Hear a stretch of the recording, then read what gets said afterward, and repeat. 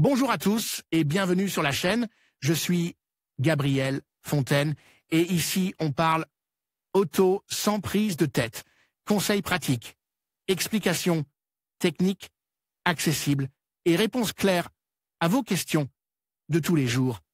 Que vous soyez débutant ou passionné, vous allez trouver ici de quoi mieux comprendre et entretenir votre voiture. Pensez à vous abonner, à laisser un petit like et restez avec moi jusqu'à la fin de la vidéo. Chaque détail peut faire la différence. Il y a quelques jours, presque contre toute attente, il a été rendu public que Fernando Alonso, le pilote automobile espagnol le plus titre de l'histoire, assigne un contrat pluriannuel pour courir pour l'équipe de Formule 1 d'Aston Martin à partir de 2023. Cette annonce, motivée par le malaise émotionnel du pilote de 41 ans au sein de l'Alpine F1 Team, fait suite à l'annonce par Sébastien Vettel de sa retraite sportive à la fin de la saison en cours, ce qui laisse une place au sein de l'écurie britannique. Quelle voiture de route Aston Martin Alonso pourrait-il choisir de piloter au quotidien? Aston Martin DBS Superleggera. L'Aston Martin DBS Superleggera remplace la Vanquish S. Il s'agit de la variante haute performance de la DB11. Elle dispose de 4 places et d'un moteur V12 suralimente qui, associé à la traction arrière et à la transmission automatique, produit 725 chevaux. Elle peut accélérer de 0 à 60 000 par heure en 3,4 secondes et atteindre 340 000 par heure. Coupe ou volante, cabriolet, il vaut au minimum 275 000 €. Difficile de se rendre au travail plus vite et avec plus de style.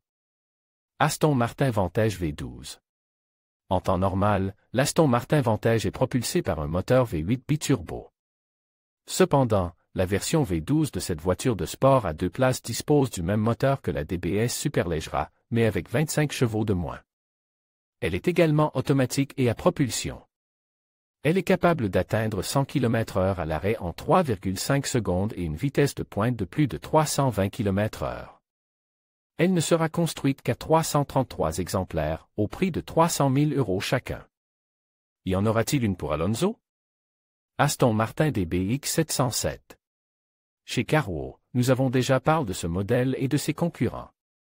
L'Aston Martin DBX 707 est la version performance du DBX et le SUV à essence le plus puissant du marché.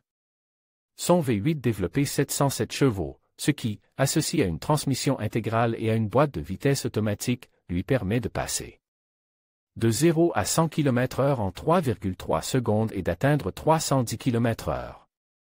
Son prix est de 250 000 €.